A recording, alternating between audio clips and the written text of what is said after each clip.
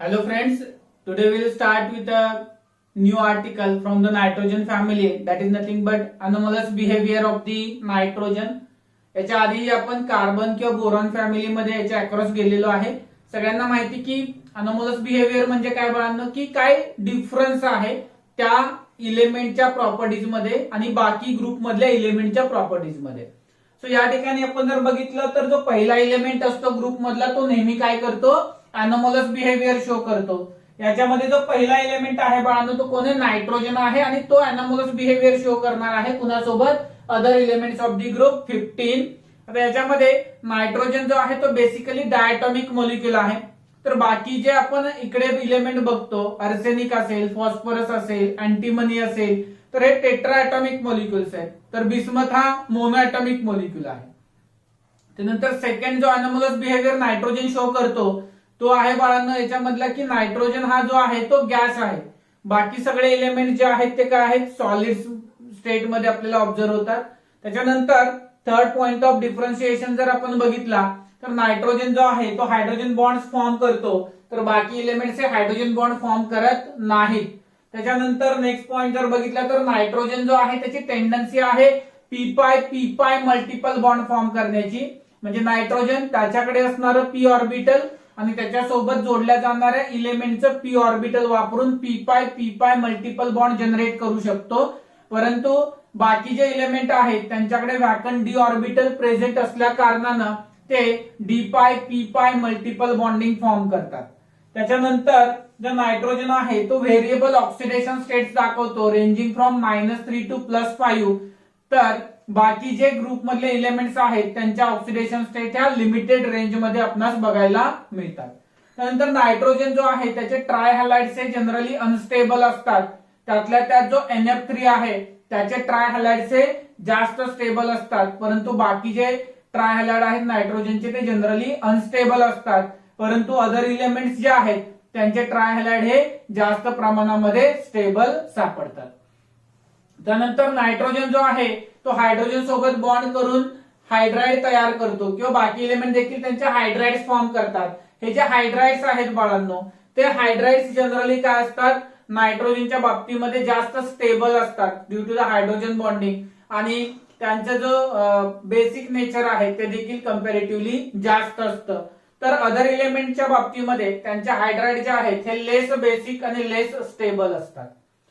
त्यानंतर D orbital absent असल्या कारणाने नायट्रोजन जो आहे तो ट्रायहॅलाइड फॉर्म करतो, पेंटाहॅलाइड जनरेट करू शकत नाही.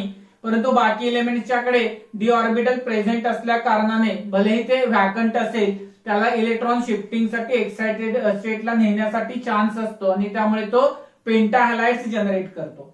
परंतु जर दुसरे एलिमेंट्स आपण पेंटाहॅलाइड जो आहे तो फॉर्म करतो कोण, अदर एलिमेंट्स, नायट्रोजन फॉर्म करत नाही. त्याच्यावरून अजून एक पॉइंट ऑफ डिस्टिंक्शन आपण सांगू शकतो की नायट्रोजन कडे डी ऑर्बिटल अब्सेंट असतं, तर बाकी इलेमेंट कडे व्हॅकंट किंवा फिल्ड डी ऑर्बिटल हे प्रेझेंट असतं.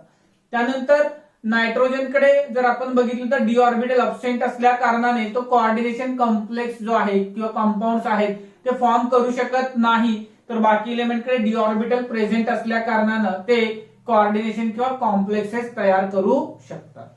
सो या ठिकाणी बघा तुम्ही एकदा जो पॉइंट ऑफ डिस्टिंक्शन आहे त्याचा तो आपण या ठिकाणी सांगितलेला आहे. सो सगळे पॉइंट या ठिकाणी आपण अनोमलस बिहेवियरचे कव्हर केलेले आहेत.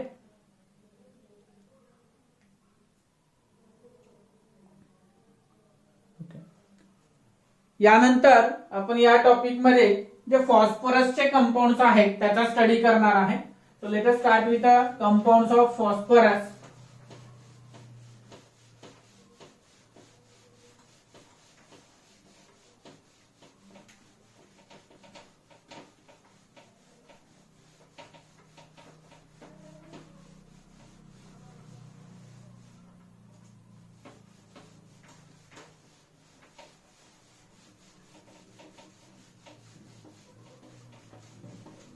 फॉस्फरस मध्ये जे आपण पहिलं कंपाऊंड पाहणार आहे ते आहे PH3, ज्याला आपण फॉस्फिन असं म्हणतो. हा एक पॉइझनस कॅटेगरीच्या गॅस मध्ये येतो. आता यामध्ये जो PH3 आहे त्याचं जनरली आपण आपल्या सिस्टमॅटिक मेथडने जाणारे प्रिपरेशन कसं करायचं, त्याच्या प्रॉपर्टीज काय आहेत किंवा त्याचे केमिकल रिएक्शन्स काय आहेत आणि त्याचे युजेस काय आहेत. So let us start with the preparation of phosphine.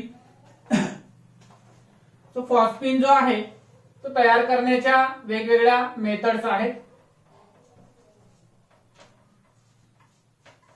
पहिली मेथड आहे जे फॉस्फाइड्स असतात त्यांचं जर आपण हायड्रोलिसिस घडवून आणलं तर आपल्याला त्या ठिकाणी फॉस्फिन तयार करता येतो. For example me calcium phosphide घेतला Ca3P2 कॅल्शियम फॉस्फाइड, याचा हायड्रोलिसिस केला. किती आहे त्या ठिकाणी फॉस्फरस 2 फॉस्फरस आहेत, त्यामुळे मला या ठिकाणी 2 PH3 फॉर्म करता येतील. 2 PH3 फॉर्म करायचे असतील तर माझ्याकडे 6 हायड्रोजन हवेत, त्यामुळे मी या ठिकाणी 6H2O घेतो. कारण इकडे 3 Ca आहेत, त्याच्यासोबत मला 6 OH कंबाईन करावे लागणार आहेत. CaOH ट्वाइस जनरेट होईल. रिएक्शन पाठांतराची आवश्यकता नाहीये, पुन्हा एकदा रिकॉल करतो की हा टॉपिक बोर्ड साठी नाहीये. किंवा जर आपण कॅल्शियम फॉस्फाइड्स आहे किंवा फॉस्फाइड्स आहेत त्यांची रिएक्शन जर आपण HCl सोबत केली तरी देखील आपल्याला या ठिकाणी फॉस्फिन तयार करता येईल. Along with 3 calcium chloride molecules त्या ठिकाणी फॉर्म होतील. त्यानंतर आपण H2SO4 देखील वापरू शकतो. अल्युमिनियम फॉस्फाइड घेतला आणि त्याच्यासोबत आपण H2SO4 ची रिएक्शन केली तर या ठिकाणी 3 मोल जर H2SO4 घेतले तर हे 2P आणि हे 6H मिळून 2PH3 फॉर्म करतील. प्लस या ठिकाणी Al2SO4 थ्राइस जनरेट होईल. तर या ठिकाणी बाळांनो या पद्धतीने आपण याचे प्रिपरेशन्स घडवून आणू शकतो. त्यानंतर दुसरी मेथड आहे जी आपण याच्या आधीही डिस्प्रपोर्शनेशन रिएक्शन म्हणून बघितलेली आहे केमिकल प्रॉपर्टीज मध्ये. जर P4 जो आहे P4 त्याची ट्रीटमेंट आपण अल्कली सोबत केली NaOH in presence of water तर या ठिकाणी आपल्याला फॉस्फिन तयार करता येतो. त्यासाठी NaOH आपल्याला 3 घ्यावे लागतील. बघा काय तयार होईल, याच्यापासून फॉस्फिन तयार होईल PH3. इथले 3H वापरले तर राहिलं काय बघा 3Na. पुन्हा इथे काय राहिले बघा तुमच्याकडे P राहिलेले आहेत 3, H2 आहेत, अजून O आपल्याकडे 4 आहेत टोटल. बघा काय काय तयार करता येईल आपल्याला. NaH2PO2 तयार केलेला होता आपण याच्या आधी. तर या ठिकाणी 3 मोल्स ऑफ NaH2PO2 फॉर्म होतील. या ठिकाणी हायड्रोजन 3 आपण इथे वापरले आणि इकडे तरीही आपण 6 वापरलेले आहेत, म्हणजे आपल्याला वॉटर देखील या ठिकाणी 3 घ्यावे लागतील. 3 वॉटर घेतले तर इथे 3 आणि हे 3 6 ऑक्सिजन झाले. 3 2 जार 6, 3 2 जार 6, 3Na, P टोटल 4 आहे. इथे एक आणि इथे 3P वापरले, टोटल 4P झाले. बॅलन्सिंगची रिक्वायरमेंट नाहीये, बट स्टील आपण थोडस योग्य त्या पद्धतीने पुढे जाऊया. तर या ठिकाणी हा व्हाईट फॉस्फरस आहे किंवा येलो फॉस्फरस आहे. याची ट्रीटमेंट जर आपण सोडियम हायड्रॉक्साईड सोबत केली तर आपल्याला त्याच्यामधून काय मिळतं, फॉस्फिन हा गॅस तयार झालेला बघायला मिळतो. देन फॉस्फोनियम आयोडाइडची रिएक्शन आपण जर अल्कली सोबत केली, फॉस्फोनियम आयोडाइडची रिएक्शन जर आपण अल्कली सोबत केली तर या ठिकाणी आपणास PH3 तयार होईल. प्लस काय राहिलं बघा इथे एक H आणि इथे OH आहे, हा वॉटर तयार होईल आणि Ki जनरेट होईल. सो कोणत्या कोणत्या मेथड्स आहेत ज्यांना आपण फॉस्फिन तयार करू शकतो. पहिली मेथड आहे कॅल्शियम किंवा अल्युमिनियम फॉस्फाइड, याचं आपण हायड्रोलिसिस केलं, HCl सोबत रिएक्शन केली किंवा H2SO4 सोबत रिएक्शन केली, त्याच्या माध्यमातून आपण काय मिळवू शकतो, PH3 मिळवू शकतो. नेक्स्ट जर आपण फॉस्फरस घेतला त्याची अल्कली सोबत in presence of water treatment केली, व्हाईट किंवा येलो फॉस्फरसची जर ट्रीटमेंट केली आपण तर त्या केसमध्ये आपणास डिस्प्रपोर्शनेशन रिएक्शन बघायला मिळते. या ठिकाणी P चा ऑक्सिडेशन नंबर 0 आहे, इथे -3 आहे, इथे +1 आहे. सो P चा ऑक्सिडेशन नंबर कमीही होतोय आणि वाढतोही, अशा रिएक्शनला आपण डिस्प्रपोर्शनेशन रिएक्शन म्हणतो. त्यामुळे ही रिएक्शन तेवढीच महत्वाची असेल आपल्याला ज्यावेळेस आपण कॉम्पिटिटिव्हच्या आस्पेक्ट मध्ये हे आर्टिकल बघतो. तो कशा पद्धतीचा क्वेश्चन विचारला जाईल की in following reaction change of oxidation state in phosphorus from option 2 असतील 0 to -3 and 0 to +1. हे दोन्ही ऑप्शन त्या ठिकाणी करेक्ट येतील तुमचे. देन फॉस्फोनियम आयोडाइड जर घेतला त्याची ट्रीटमेंट आपण केवेट सोबत केली तर त्या ठिकाणी आपल्याला काय मिळतं, पीएच3 मिळतं. तर अशा पद्धतीने आपण फॉस्फिन जनरेट करू शकतो. Then what are the properties of phosphine. फॉस्फिनच्या काय काय प्रॉपर्टीज आहेत.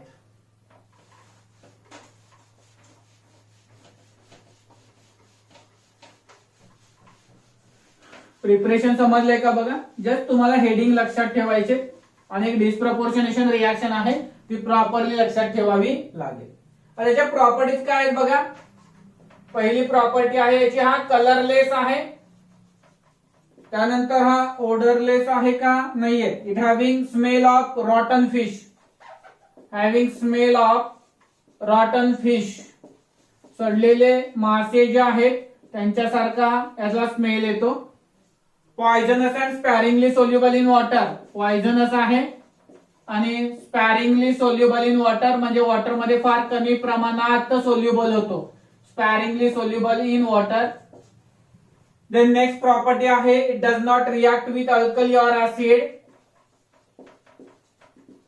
ऍसिड किंवा अल्कली सोबत रिएक्ट होत नाही. Does not react with acid or alkali.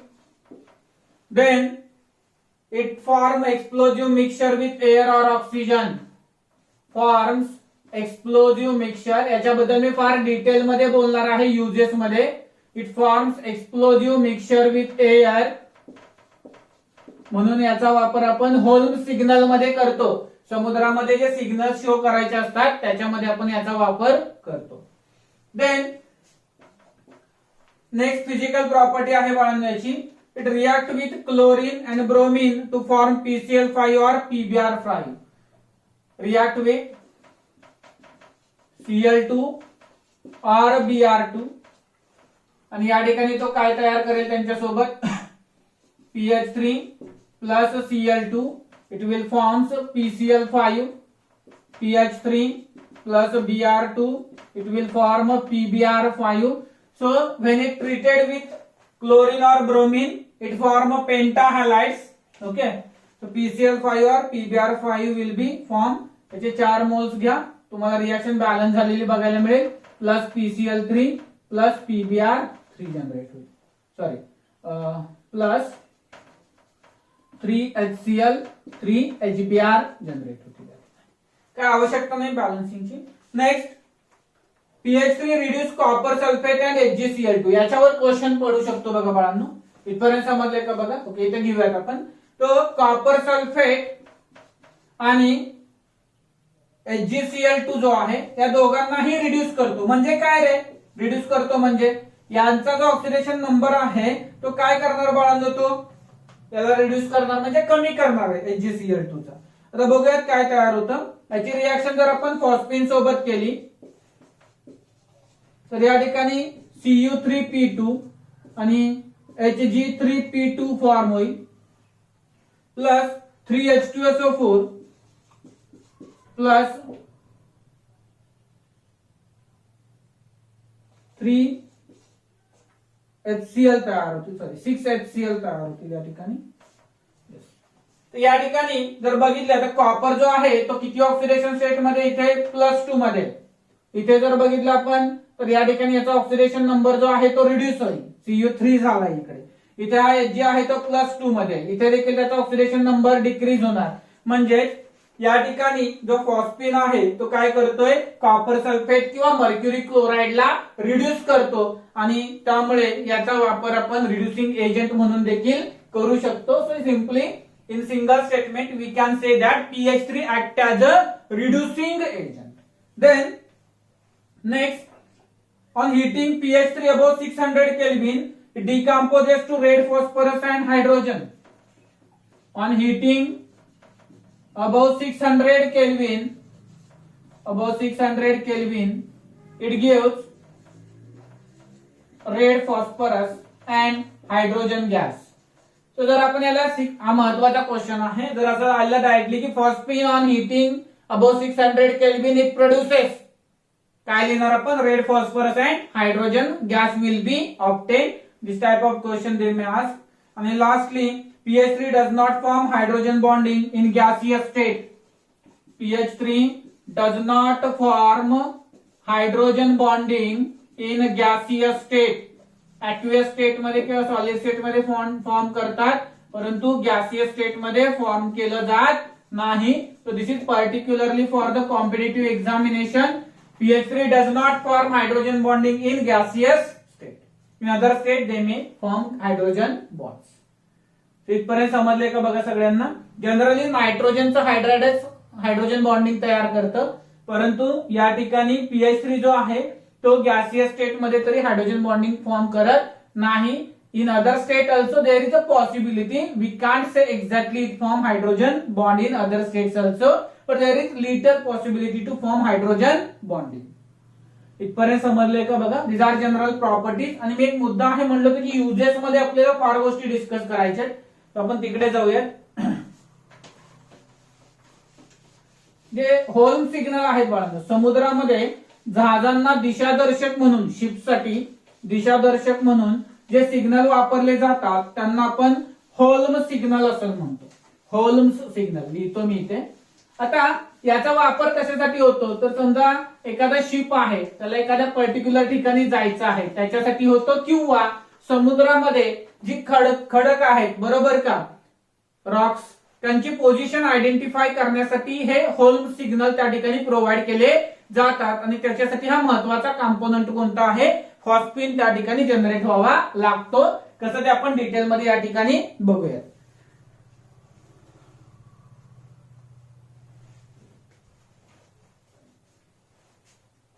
Uses of phosphine मध्ये बघणार आहे आपण. युजेस मध्ये mixture of CaC2 and CaP2, CaC2 and CA3P2. Understand, बघा व्यवस्थित समजावून घ्या. हे दोन मिक्सचर, या दोघांचं मिक्सचर घेतलं. When come in contact with PH3, हे दोघं जेव्हा PH3 च्या कॉन्टॅक्ट मध्ये येतात आणि C2H2 च्या, PH3 आणि C2H2 च्या कॉन्टॅक्ट मध्ये येतात, त्यावेळेस काय होतं बघा. When it comes in contact with water, they forms, या ठिकाणी कॅल्शियम कार्बाइडचं हायड्रोलिसिस झाल्यावरती काय जनरेट होतं म्हणलं तर आपण ऍसिटिलीन जनरेट होतो. आणि कॅल्शियम फॉस्फेटचं हायड्रोलिसिस होऊन काय जनरेट केलं होतं मगाशी आपण, PH3. आठवते का बघा तुम्हाला. CaC2 जो आहे आपला calcium carbide, C triple bond CCA, याची जर आपण हायड्रोलिसिस रिएक्शन केली, HOH अल्काइन मध्ये तुम्ही बघितलं असेल, तर याच्यापासून काय तयार होतं बाळांनो, हा OH, हा CA आणि हा OH या ठिकाणी काय होतो, इलिमिनेट होतो. आणि त्या ठिकाणी HC triple bond CH generate होतो, ऍसिटिलीन मिळतो आपल्याला. प्लस याच्यामधून CaOH ट्वाइस जो आहे तो इलिमिनेट होतो. त्यानंतर दुसरा जो आहे त्याची रिएक्शन आपण आत्ताच बघितलेली होती. CA3P2 जर आपण वॉटर सोबत ट्रीट केला, 3 मोल्स ऑफ H2O घेतले आपण, तर त्या ठिकाणी 2PH3, 6 मोल्स घ्यायचे होते आपल्याला. 2 मोल्स ऑफ PH3 फॉर्म झाला आणि 3 moles of CaOH twice generate झाला. या ठिकाणी Wien mixture of calcium carbide and calcium phosphide is taken and it comes in contact with water, they form C2H2 and PH3, that is acetylene and phosphine gas will be generated. आता हा जो generate झालेला gas आहे त्याच्यामधला phosphine catches fire in air. Phosphine आपण मगाशी म्हटलं होतं की तो काय करतो, एअर सोबत एक्सप्लोड होतो. It catches fire in air, catches fire in air and light up acetylene, light up acetylene, आणि तो काय करतो, ऍसिटिलीनला पेटवतो. सो या ठिकाणी फॉस्फिन हा लायटरचा रोल प्ले करेल, जो काय करेल की एअरच्या कॉन्टॅक्ट मध्ये आला की काय करणार, त्या ठिकाणी फायर कॅच करतो. आणि हा फायर कॅच केला की हा तर लगेच पेटच घेणार आहे आणि याला पेटवतो. सो अशा पद्धतीने त्या ठिकाणी हे जे सगळं मिक्सचर आहे that act as a Holme signal, त्याला काय म्हणतो आपण, होल्म्स सिग्नल असं म्हणतो. आणि that is use for approaching ships. ज्या शिप्स त्या ठिकाणी अप्रोच करतायत त्या शिप्सना त्या ठिकाणी position of rock in the sea identify करण्यासाठी किंवा त्यांना ज्या ठिकाणी पोहोचायचं आहे त्या ठिकाणी पोहोचण्यासाठी अशा प्रकारचे सिग्नल समुद्रामध्ये दिले जातात. दोन प्रकारे सांगितलं की एखाद्या पोझिशनला त्यांना जायचंय, ती पोझिशन आयडेंटिफाय करायची किंवा in sea where there is actual position of rocks ते आयडेंटिफाय करायचे. ते आयडेंटिफाय करण्यासाठी होल्म सिग्नल वापरले जातात. होल्म सिग्नल मध्ये जे आपण मिक्सचर घेतो ते दोन कंपोनंटचं घेतो. एक आहे त्याच्यामधला कॅल्शियम कार्बाइड आणि दुसरा आहे कॅल्शियम फॉस्फाइड. हे दोघं समुद्राच्या पाण्याच्या कॉन्टॅक्ट मध्ये आले की त्या ठिकाणी कॅल्शियम फॉस्फाइड हा फॉस्फिन फॉर्म करतो, तर कॅल्शियम कार्बाइड हा त्या ठिकाणी ऍसिटिलीन फॉर्म करतो. फॉस्फिन हा एअरच्या कॉन्टॅक्ट मध्ये येऊन पेट घेतो आणि ऍसिटिलीनला पेटवतो आणि अशा पद्धतीने त्या ठिकाणी तुम्हाला जो सिग्नल आहे होल्म सिग्नल तो प्रोड्यूस झालेला बघायला मिळतो. देन सेकंडली pH3 आहे. pH3 is used as powerful reducing agent as we seen there. तो मर्क्युरी क्लोराइड आणि आपण दुसरा एलिमेंट बघितलेला होता, कोणता होता? Copper sulphate.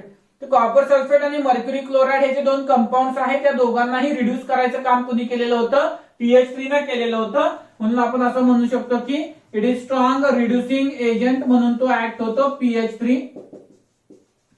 आणि लास्टली आपण सांगू शकतो की ऑर्गॅनोफॉस्फरस कंपाऊंड तयार करायचे आपल्याला, जसं की ट्रायफिनाइल फॉस्फिन आहे pH3P. ट्रायफिनाइल फॉस्फिन हा ऑर्गॅनोफॉस्फरस कंपाऊंड आहे. सो ऑर्गॅनोफॉस्फरस कंपाऊंड जर बघितलं आपण तर pH3 चं स्ट्रक्चर बघा. pH3 चं त्याच्यामधले काय केले? 3 H जे आहेत ते फिनाइल रिंगनं सबस्टिट्यूट केले, तर त्या ठिकाणी आपल्याला ऑर्गॅनोफॉस्फरस कंपाऊंड जनरेट झालेलं बघायला मिळेल. आणि लास्टली ज्या स्मोक स्क्रीन्स असतात त्या स्मोक स्क्रीन्स मध्ये आपण काय करतो? कॅल्शियम फॉस्फाइडचा वापर करतो आणि त्याच्यापासून फॉस्फिन जनरेट केला जातो. Smoke screens are prepared using phosphine. जो pH3 आहे ओके, तो त्या ठिकाणी स्मोक स्क्रीन तयार करतो. आता त्याच्यासाठी एक डिटेल स्टेटमेंट काय आहे ते आपण या ठिकाणी बघूयात.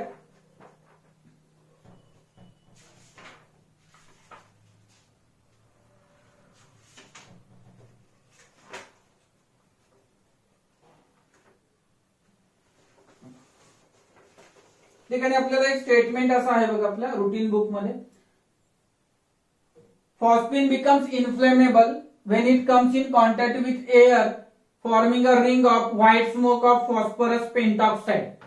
या ठिकाणी फॉस्फिन जो आहे तो जेव्हा एअरच्या कॉन्टॅक्ट मध्ये येतो त्यावेळेस तो काय करतो?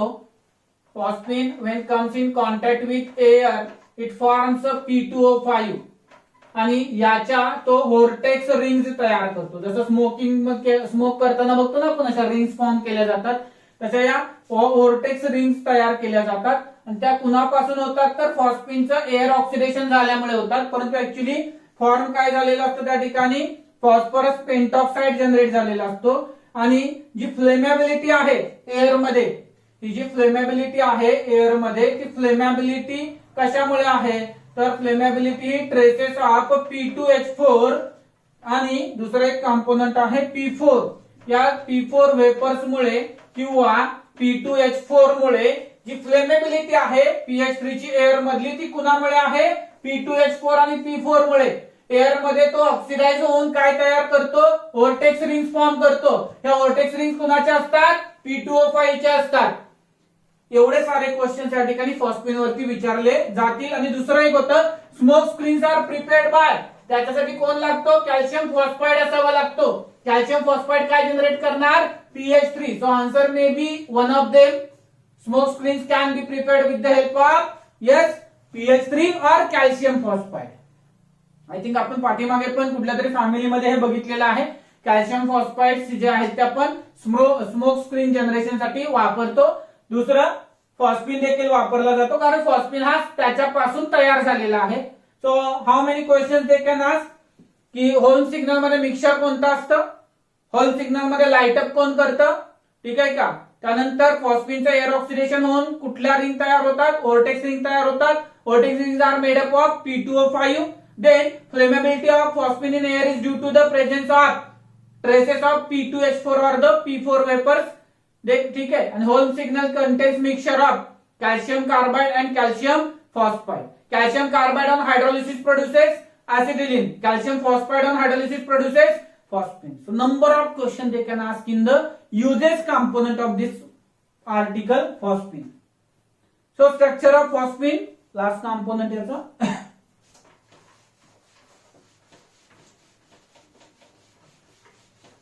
Yes, it is similar to the ammonia. No more changes for it. Phosphorus having electronic configuration 1s2, 2s2, 2p6, 3s2, 3p3. Yes, correct or no? 3p3 फॉस्फरसचं कॉन्फिगरेशन. त्याच्यानंतर जर आपण बघितलं तर जे हे कंपोनेंट हा शेल कंप्लीट झाले. So will take only 3s2, 3p3 and vacant d orbital is also present over there. This is ground state electronic configuration. Excited state electronic configuration मध्ये काय येणार बघा बाळांनो, हे दोन आहेत. काय गरज नाही ना, कारण फॉस्फिन तर तयार करायचं आहे pH3. डी ऑर्बिटल मध्ये इलेक्ट्रॉन शिफ्टिंगची आवश्यकता नाहीये. So this is excited state also. So hybridize state काय येणार याची, हा जो आहे तो पेअर अप होणार या ठिकाणी. हा सुद्धा या ठिकाणी काय होणार, पेअर अप होणार कुणाबरोबर, सॉरी हे कुणाचे इलेक्ट्रॉन बरोबर बॉन्डिंग तयार करणार त्या ठिकाणी हायड्रोजनचे एक एक इलेक्ट्रॉन सोबत. आणि हा व्हॅकंट डी आहे तो तसाच राहील. ही आली तुमची टोटल हायब्रिडाइज स्टेट. कोणतं हायब्रिडायझेशन मिळालं, sp3. त्याच्यामध्ये एक लोन पेअर आहे, 3 बॉन्ड पेअर्स आहेत. त्याच्यामुळे हे स्ट्रक्चर येणार तुमचं AB3L. एक एलिमेंट सेंट्रल, बी जो आहे ते बॉन्ड्स आहेत त्याच्यासोबतचे, आणि एल आहे ती लोन पेअर आहे. आणि जर असं असेल तर फॉस्फिन जो आहे त्याचं स्ट्रक्चर कसं येणार बाळांनो, sp3 हायब्रिडायझेशन आहे, टेट्राहेड्रल नाही. एक लोन पेअर आहे, लोन पेअर आले की शेप बदलतो असं आपण केमिकल बॉन्डिंग मध्ये शिकलेलो आहे. मग या ठिकाणी एक लोन पेअर आल्यानंतर त्याचा शेप जो आहे तो एक्झॅक्टली अमोनिया सारखा होणार. आणि काय येणार रे बघा, तुम्हीच सांगा. या ठिकाणी हा फॉस्फिन आहे, काय झाला शेप याचा, पिरॅमिडल. काय आला, पिरॅमिडल शेप या ठिकाणी तयार झाला. तर या ठिकाणी याचा काही अँगल जो आहे तो सिमिलर किंवा त्याच्या एवढाच राहील, पुन्हा एवढाच आपल्या अमोनिया एवढाच राहील. दिलेलं नाही काय आपल्याला एक्झॅक्ट इथं. 107 च्या अप्रॉक्स जवळ राहील. थोडासा सेंट्रल ऍटम आहे, त्याची इलेक्ट्रॉनिक डिक्रीजच झालेली आहे. थोडासा अजून नॉर्मली त्या ठिकाणी चेंज होण्याची शक्यता आहे. फार जास्त काही वाढणार किंवा कमी होणार नाहीये. In this way we completed here anomalous behavior of nitrogen with other elements. Then secondly we completed here our phosphine. Okay. Then त्याच्यानंतर आपल्याला एक लेक्चर अजून रिक्वायर्ड आहे PCl3, PCl5 आणि ऑक्साइड्स ऑफ फॉस्फरस साठी. एक छोटा राहिलेला आहे आज. आता इथे काही एक्झॅक्ट 40 मिनिट असं करता येत नाहीये मला, कारण जे अजून आपले राहिलेले कॉम्पोनंट्स आहेत त्याला आपल्याला एक लेक्चर लागणारच आहे ना. तर शेवटचं लेक्चर 10 मिनिटाचं होईल. इथे थोडंसं आपण ब्रेक करूया ते लेक्चर आणि थांबूयात. डीपीपी आज संध्याकाळी शेअर करतोय सगळ्यांना.